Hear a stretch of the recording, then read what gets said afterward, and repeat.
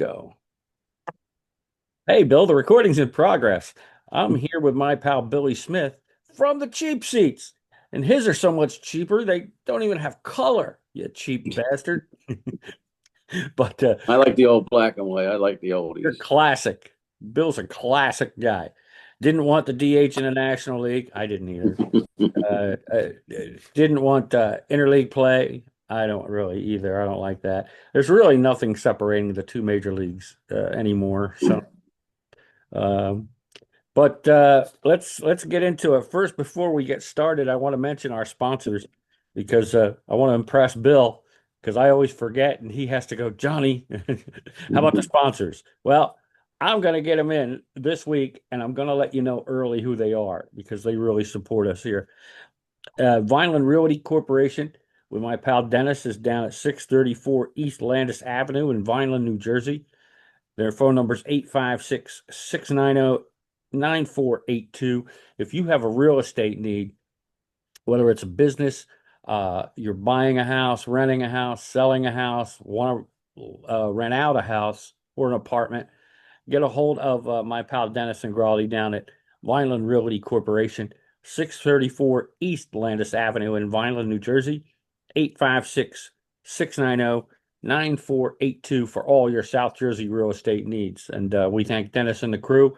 Helen, if you're there or you watch this, uh, it's kind of like Dennis's Gal Friday. She does a little bit of everything. So uh, we just want to give those guys a shout out and say thank you for doing everything for not just from the cheap seats, but all of Public John Media.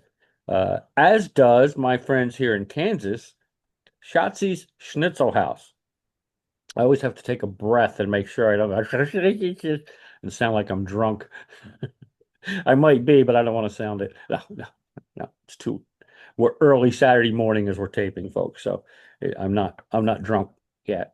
Uh, Schatzi Schnitzel House, a private German caterer, but they do open the doors. I think this time it's going to be October 19th, which falls within Oktoberfest time. Uh, Oktoberfest. yeah. Uh, so what better place to go to than a German restaurant during Oktoberfest? Oh man. Uh, Chef Manfred Lagrange Ulrich is a award-winning German chef, but he obviously makes anything you need. They do private catering and they do open up the catering hall in Riley, Kansas, once a month, so everybody can come in and taste the food. Great people, great ambiance. Bill, they have cuckoo clocks that work all over the place. Like literally one wall is completely full of cuckoo clocks, and they work. So it's great. Great atmosphere, really good people. The chef's a cool guy. He doesn't just go into, he'll come out, how you doing, blah, blah, blah. He's really a fun guy.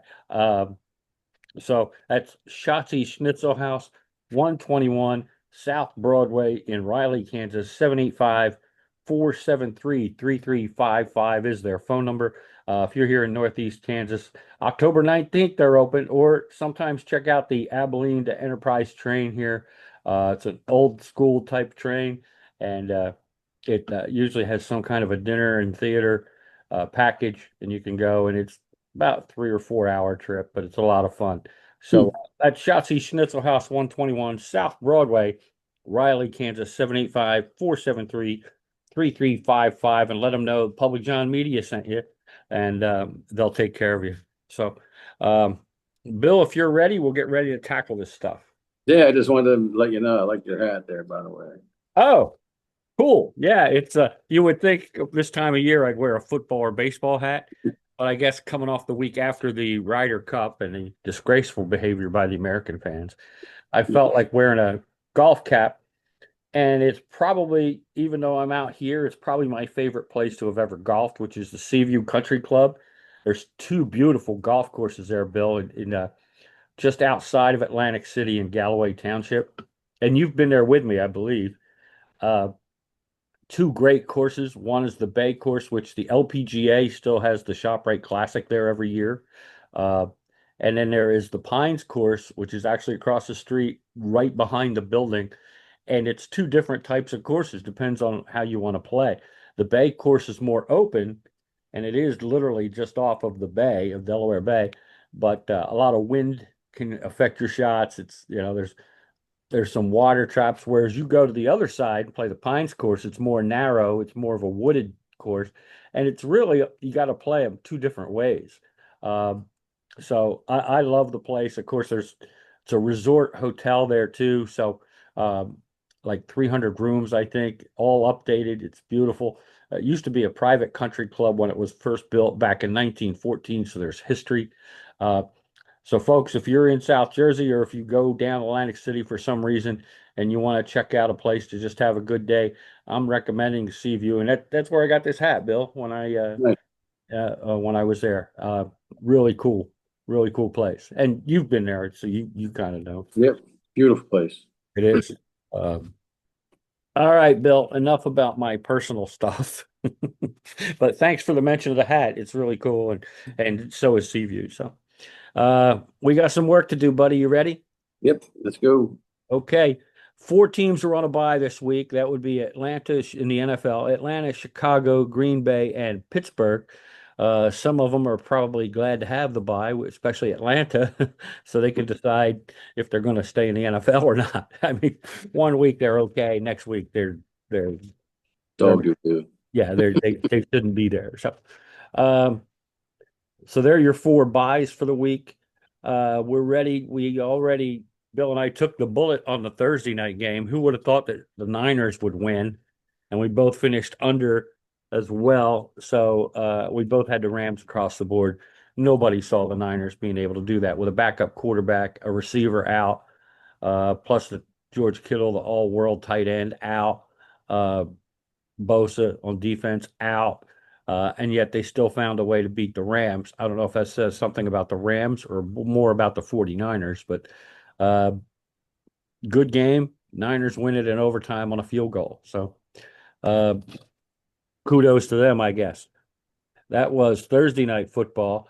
Tomorrow morning, 9:30 Eastern, 8:30 Central on NFL Network, Minnesota and Cleveland will be playing in London. Cleveland's technically the home team. Uh, Minnesota is picked by 3.5. I'm going with Minnesota in the over. The over under is 36. Bill did the same, except he went with the under. Am I right about that, Bill? You went with the under. Yep. Yep. Okay. The under. Yep. Okay. It's gonna Baltimore. be it's gonna be a snooze fest, I believe. I think you're right. Yeah, either that or Minnesota's going to blow them out. But either way, it makes it a snooze fest, I think. Cleveland can't score. Great defense. But eventually they're going to tire out because their Yeah. offense. They did bench Flacco for Yeah, for Daniels, right? Gabriel. Yeah. Yeah, that's right. Dylan Gabriel, Yeah. um, a lefty, and they think he's got, well, anybody. I have more mobility than Joe Flacco. Okay. I mean, don't get me wrong. I have a big piece of machinery pulling me, and it beeps. Mhm. I can move around a little more than Joe Flacco. So, um, I've been back and forth on this. It's against Houston. Houston is giving 1.5, and I'm sure it's because Lamar Jackson's out. Uh, but I think Baltimore can lean on Derrick Henry. Cooper Rush isn't a bad quarterback. Is he a starter in the league? No, he's probably where he needs to be, a decent backup, but he can throw the ball. He's just nowhere near as mobile as Lamar Jackson. But I think if Derrick Henry gets going on the ground, which I think he will, I think Baltimore is going to win. The 40.5, I'm taking a shot at going under. I don't think it'll be a high scoring game. It could be a 17-13 game. Houston doesn't have an offense, really. They have a quarterback and one receiver. That's really about it. And so I'm going with Baltimore across the board and under the 40.5. Bill, I have you went Baltimore across the board, but you took over. Yes. Okay. Correct. Miami is giving 1 point to Carolina, and the over under is 44.5. I took Miami across the board, but I took under. Talk about a snooze fest. I think this will be the snooze fest, Bill, especially with Tyreek Hill out. There's a handful of games that are going to be snooze fest. Yeah. But yeah, I did the same thing. Miami across the board to the under. Yeah. Uh, Sounds good. Let me see. Indy versus the Raiders. Uh, I'm surprised this is 7 points. Uh, but I'm surprised it's that high. I took Indy to win, but Vegas to cover under 48 points on the over under. Bill, I have here that you took Indy across the board. Does that sound right? In the over? Yeah, I mean, and Indy should be undefeated. So I mean, it ain't like Yeah. they're. Yeah. I think that's the only reason. I mean, they could have put up 30 points on the Rams. So the Yeah. Raiders don't impress me that much. Even though I like what they're doing with the Pete Carroll's doing with the team, but Yeah. But they have that decent offensive defense. line, that But offensive line yep. is Just where I was going to bad. go. The O line's terrible. Let's see. Giants and New Orleans. See, we're on different pages here. I can't figure this out. And but you went with it. Uh, New Orleans is favored by 1.5. It's in New Orleans. That might play a part in it too. Um, I took the Giants across the board and over the 42. Bill took New Orleans across the board and under the 42, which is probably the only way that New Orleans wins. Bill is keep the points down. Yeah, like you said, that's the home field advantage. But and Giants' number one target Neighbors is out for the season, so That's true. that's Yeah, a and that's big that's weapon. big. So They don't have that many weapons, so that's big. So, excuse me, I need to wait. Oh yeah, look at that merch. You can get a John Harris. I didn't even think of that. I just need to wake up. Early Saturday morning, folks. A lot of college football games. We're not going to delve into them because there's too many of them, and spreads are so back and forth on them anymore. So it's hard to stay up with that. Uh, so Bill has New Orleans, and I have the Giants winning that one, and we're different on the over under 42 as well. So that's one if you can stay awake, drink some caffeine, might want to watch only because we're different in how we're picking it. Dallas and the Jets, the Jets, Jets. Uh, I have under 47.5. I took Dallas across the board. Bill took Dallas across the board and the over, only because it's only 1.5, I think, is why I took Dallas. If it was 3 or 4, I might have, or higher, I would have stuck with the Jets to cover. But even if Dallas wins by a field goal, if you took the Jets, you'd lose. mhm. Uh, Dallas's offense looked pretty good. The Jets have a good defense, but they again have no offense. Justin Fields might run around a little bit. Hall might get you a few yards, but other than that, I don't see it. So that's why I took Dallas, even though I despise them. And Yeah, I mean, it wouldn't surprise me if the Jets win, pull an upset, but yeah, I think it's a coin flip to be honest with you. yeah, probably why it's 1.5. Uh, Philly and Denver. This could be a really good game. That's the first 4 o'clock game, 4 p.m. Eastern, 3 p.m. Central. It is in Philly, and Philly is picked by 4.5. I took Philly with Denver to cover the 4.5. The over under is 43.5, and I took the over. Me too. Okay, that's right. I see it here now. You're on the same page. But I think this could be a good game, and it wouldn't surprise me if Denver wins. Hmm. Um, Arizona and Tennessee. Arizona's giving away 7.5. Uh, I took Arizona, but I took Tennessee to stay a little closer. So did you, Bill. Actually, we both took the over 41.5. Could be a heartbreaker for Tennessee, but I still don't see them winning. It wouldn't surprise me Tennessee goes 0-16 this season. They're just Yeah, dumpster fire would be good for yeah. Tennessee I mean, Arizona's top two running backs are out, so that's they even just signed a guy off the taxi squad today. to be a backup. But yeah, I think Arizona wins this game, but I'll take the 7.5 Yeah, also. I see that. You did the same thing I did. We both took Tennessee. So yeah, you're right. I think it's just too much. Um, Seattle, Tampa Bay. This should be a great game as well. This is also same as the last couple games. This is also a 4 o'clock or four something Eastern game. It's in Seattle. They're giving away 3.5 to Tampa Bay. We both took Detroit. You took the over 49.5. I took the under. I just think it's a high number. But we both took Detroit across the board. Yes, I Though took it the. could be a really good game. But Tampa Bay's best running back, Bucky Irving, is out, and I think that's going to hurt him. Hold on, we skipped it. So it's Tampa Bay and Seattle. That Yes, what they say. game. Yeah, I Yeah, Tampa Bay's missing Mike Evans and Bucky Irvin. and Bucky So Irving. So I took Seattle across the board. You took Tampa to cover the 3.5, yes, and both and both over over. 44 and a half. Yep. Yes, sir. All right.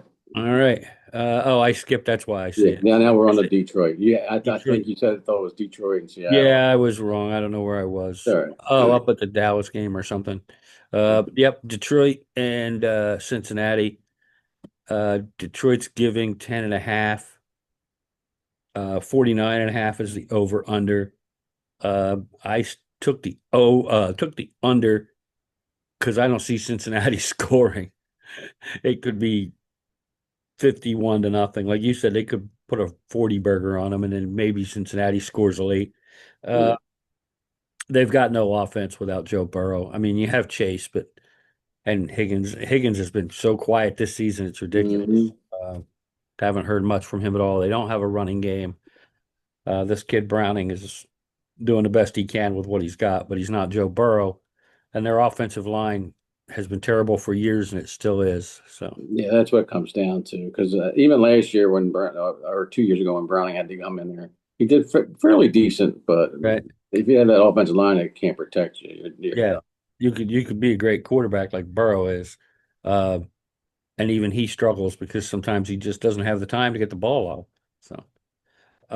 So I went with Detroit across the board, but I took under 49.5. Bill took the over.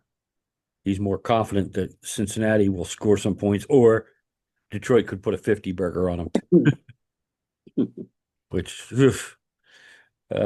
Chargers and Washington. I know this hurts Bill. Billy's a Washington fan. I have the Chargers across the board under 47.5.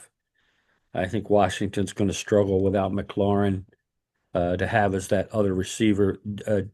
Daniels is back in at quarterback for Washington. That's good, but And even Debo Samuel is questionable. So okay, yeah, so that uh, makes it even worse. Uh, so I took under 47.5, but I took the Chargers across the board, and Bill did the same thing. Though I know it hurts him. He wants Washington to win. This is one of those losses where if Washington wins, Bill's like, okay, I'll take the L. that's it. Gladly. That's just and he's off the injury report, so Samuel will play. So he will play. Okay. Yeah. Buffalo and New England. We both are on the same page here mostly. I took over 49.5. It should be a shootout, but I took Buffalo to win and New England to cover the 3.5 point spread. Oh no, it's eight. It's 8.5, isn't it? 8.5. Eight Yeah, and a that's half. why. That's why I took New England. I think it's kind of high. Um, but you never know. With a divisional game, Buffalo could come out and smoke them. But I don't know. I think Vrabel's doing some good things in New England.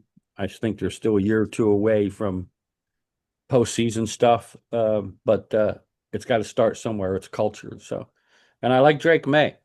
He's coming around as quarterback, but you got to go with Josh Allen. He's a beast.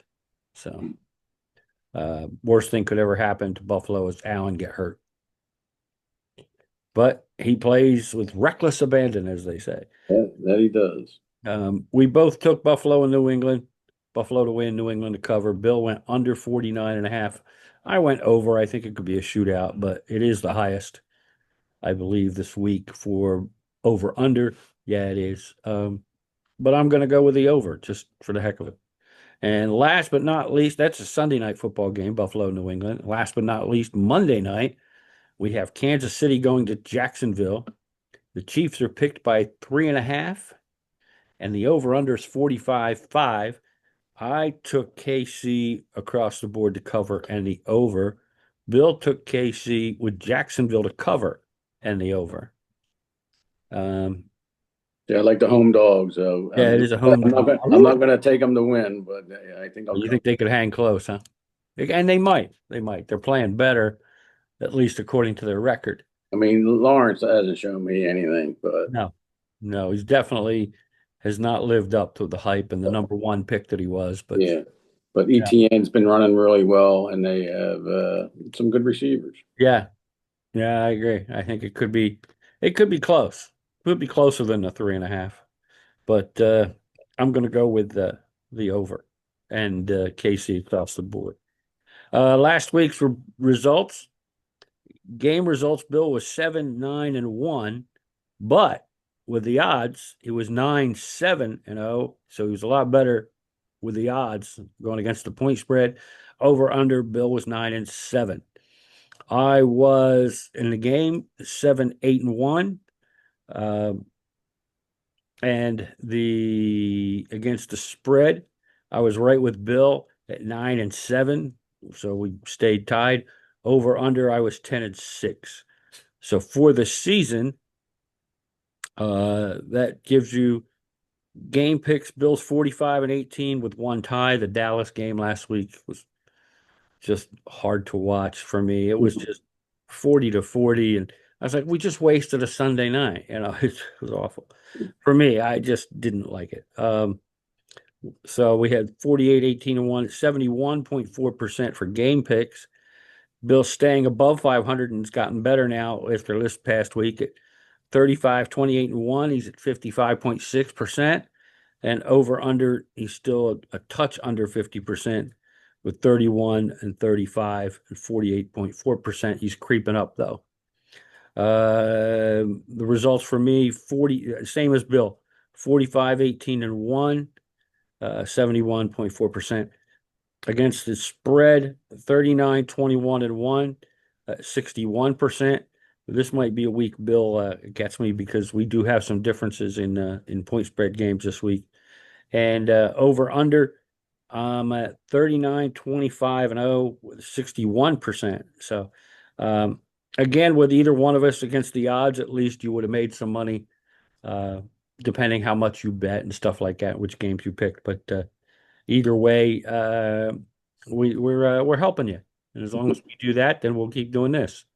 So we want to thank you guys for sticking with us, and we just wanted to verify that we're doing okay. Now, briefly, we will touch on Major League Baseball. The playoffs, the National League Divisions and American League Division Series start today as we speak on Saturday.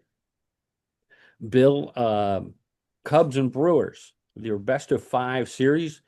Bill took the Brewers in 5. I took the Brewers in 4. Let me see. In Philly, they're hosting the Dodgers tonight. I took the Phillies to win the series in 5. You did too, right? I did too, but I was very close to taking the Dodgers because Yeah. You it, still want to stick with Philly or because I'm sticking with it since I'm wearing the jersey. that's the only reason, right? Phillies. I mean, Ain't I'd that be weird? pretty. I'm not wearing the hat I either. was gonna say that'd be pretty weird if I'm wearing a Phillies Phillies jersey. jersey and you I'm pick the picking the Dodgers. Dodgers. Unless you put like a adhesive tape X across the Phillies thing here. Because remember, the Phillies, they can't give 110%, though. That's true. And that might be what it takes. Let's see. Yankees in Toronto. Bill thinks the Yankees are going to win the series in 5. I think Toronto's going to win the series in 4. Toronto has the home field advantage because they won the division. Same with the Brewers and Phillies, so they get that extra game at home. And I'm by no means a Yankee fan, but it's October. Yep, it's October. Anything can happen, especially with the Yankees. So they might just power their way through it with home runs. So I don't see them winning the World Series, but No, no. you never know. A surprise could be in order here in Toronto. Um, and Detroit, Seattle. Detroit's struggling to score runs. Uh, they beat Cleveland only because Cleveland can't score runs. Uh, I'm giving Detroit one game because of Terrence Skubal, who's just probably the best pitcher in baseball right now. Uh, So I think Seattle's going to win, but it's going to take 4 games. I originally had it as a sweep, but I don't think so. I think Scoob will probably win his game. But after that, Seattle's the home team.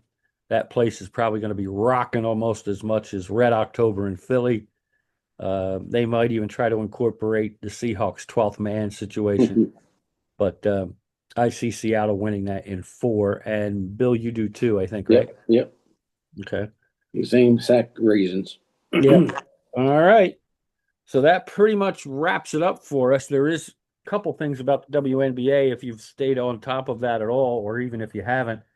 Apparently, the vice president of Players Association, Nisha Collier, who was hurt on a call that on a play that should have been called a foul and was not, and it was blatant, and she got hurt badly. I mean, she's probably going to have surgery on her leg because it's either broken or everything's torn in her. I think it's her right ankle.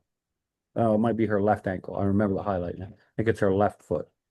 Uh, and she had had conversations with the commissioner of the WNBA, who apparently is in dreamland because she says that Caitlin Clark, Angel Reese, and others should be happy and count themselves lucky that they're in the WNBA because that gives them a platform to make money for endorsements because they make a lot more money doing endorsements than Yeah, they do in yeah. the WNBA. Here's my problem with that, and it's what everybody is saying, and this time I agree with everybody. And I'm not going to be get off my frickin' lawn guy. I'm agreeing with everybody on this. Most people anyway. If that's really what the commissioner said, and now it appears to be, she's a dumbass. I mean, Clark, Reese, especially that rivalry, but those two, Asia Wilson, a couple other players that came into the league, if it wasn't for them, you probably wouldn't have a league. I mean, 2 or 3 years ago, this league was floundering because it couldn't draw people, it couldn't draw TV ratings. Uh, those two, they've had to change games, I think, for both of them because the arena they were originally scheduled in wasn't big enough for the ticket demands. So I hate to tell you this, Commissioner, but you're way off base here. And her whole attitude is not a player friendly attitude. And Yeah. today's day and age, you I can't. think she'll be gone. I She's think so. gone. I think so. A lot of people are saying after the collective bargaining agreement, which as of right now, if they don't sign something, there won't be a 2026 WNBA season. So they need to get together. And if she keeps that attitude, it's going to be hard for them to get a CBA. And I think Caitlin Clark did say it best. This is probably the most important time in this league's history because it could be make or break. Um, I know for a fact she was offered $1 million to play in this 3-on-3 summer league. I Hmm. can't remember what the league is called. Uh, but she was offered $1 million, and it's only a 7 or 8 week season. I'm sorry. Hey, Commissioner, take a look at that league and tell me what the draw is because somebody believes she's worth $1 million and Yeah. she ain't getting that in the WNBA. I think they're only getting about 75 or 80,000, no matter who it is. Yeah, I think it's yes, I think it's 75,000 or I something think like it that. is. So it's this woman's got to go. And that's gonna be part of the agreement. They're gonna say we ain't agreeing nothing until you're So replaced. she's out. She's out. Yeah. Got to go. She resigns the minute the agreement's signed. Okay, we want that in writing too. She's got to go. And I would venture to say, Bill, I would like most people don't want to take somebody else's job, but she needs to go. She needs to be a CEO at some cutthroat organization, maybe for Elon Musk or some shit. Cut the crap out of everybody. I'm cutting jobs. I'm doing this because she's that kind, or maybe she's a hedge fund person, but she's not a commissioner, and she shouldn't be. Uh, so yeah, so if you keep an eye on that, and of course the Aces beat Phoenix last night, the Mercury, to take a 1-0 series lead in the championship series. A close game. It was a 3-point game. So that's going to be an interesting series to kind of watch. Indiana overachieved just by getting Yeah. just by Could you getting imagine if they had Clark, yep Clark and I tell you, you're right. And there was somebody else too, and I can't remember who it was, but yeah, so I mean. Cunningham was out. She wasn't. Cunningham. That's who it was. Yep. And that girl could score. That girl. Hmm. and play. So Uh, they, like you said, they overachieved and they came within a game. game, game, and it was a close game in the end too. It wasn't like some blowout. So yeah, I think they're gonna be a lot better again next year. Dallas with Paige Becker should improve. They were terrible. They already fired their coach. Uh, Speaking of firings, Bill, I'll touch on this. Baseball had Black Monday, I guess, the other day. I don't know if it was Monday, but it seemed like it. A Black Day in October. Bill Bochy's gone from the Texas Rangers. Brian Snitker's gone from the Atlanta Braves. Ron Washington, this one gets me. Great baseball mind, great teacher of the game still for fundamentals. Misses most of the season, including the end of it, having quadruple bypass surgery. Recovers and gets fired. How do you fire that guy? It wouldn't surprise me to see him go to Atlanta because he coached there for quite a bit and everybody liked him. He'll probably replace Snitker in Atlanta. That's just my call. I don't know, but Well, I that think he's staying with Atlanta too. I don't know if they just fired him. I think he didn't he step down and he's taking a office job in that, Atlanta. that's Bochy That's right. Okay, doing coach. that with Texas. Okay. Because then there was speculation that the Giants were going to hire Bochy again because he won 3 World Series with them and one with Texas. Uh, and Buster Posey is the guy in charge of the Giants baseball operations, and he caught for Bochy all 3 of those World Series. But Posey has come out and said there is a job for him here, but it won't be as manager. Okay. And Texas and him, he has an advisor's role in Texas if he wants to stay there. Otherwise, he'll probably have some kind of position in San Francisco if he wants to still stay in baseball. He may not want to. He may be like, I'm done. Because if you ever watch him try to walk out to the mound, that'd be like me walking out to the mound. It looks painful. His knees are shot, and you could just almost see him walking out there. It takes him a while to get there. Almost like Bobby Cox for the Braves, who had to have both knees replaced and Hmm. waddled out there too. It's painful sometimes, I guess, just to go that far. So that one's interesting as well. Uh, there was a fourth, and I can't remember who it was. I had them all written down. I don't see it here. I think there's a fourth. But Pittsburgh's keeping their guys. The Mets keeping their manager Mendoza, but they're firing everybody else. All the coaches are gone. So I think it was one of those deals where they told Mendoza, and I'm not the first person to say this. Uh, I will admit that, but it did look like it. Is we'll keep you, Carlos, but you got to fire your whole coaching staff. You want to keep your job, they got to go because we should have done a lot more. Um, and they should have. The fact that the Mets doesn't break my heart. I'm a Philly fan, so I don't like the Mets. That just if it's one, it's the other. They got to go, and it broke my heart. I'm saying sarcastically to see the Mets lose that last game of the season. The Cincinnati didn't even need to win once the Mets lost. It was like because they had the tiebreaker. And I think Cincinnati did lose actually the last game, but they didn't have to worry about it. So Yeah. um, not a heartbreaker. What hurt the Mets, and everybody thought it was going to hurt the Phillies earlier in August, I think, was when the Mets swept the Phillies in 4 games or 3 games. The Mets come to Philly, and Philly swept them in 4 games. And the Mets looked like they were gaining, and once they got swept, they were awful at the end of the season. Hmm. They didn't even play 500. If they played 500, they would have been in the playoffs. So, uh, they found ways to lose. And I'm not heartbroken because the Mets are like the old Yankees that just bought everything. Go out and spent 700 million for Soto, and you don't make the playoffs. I'm tickled pink with that crap. I think that's great. And now, of course, the talk with the Mets is it looks like Pete Alonso's going to take the opt out and test free agency. Yeah, he gone. He gone. He gone. Mets ain't going to be able to match whatever deal.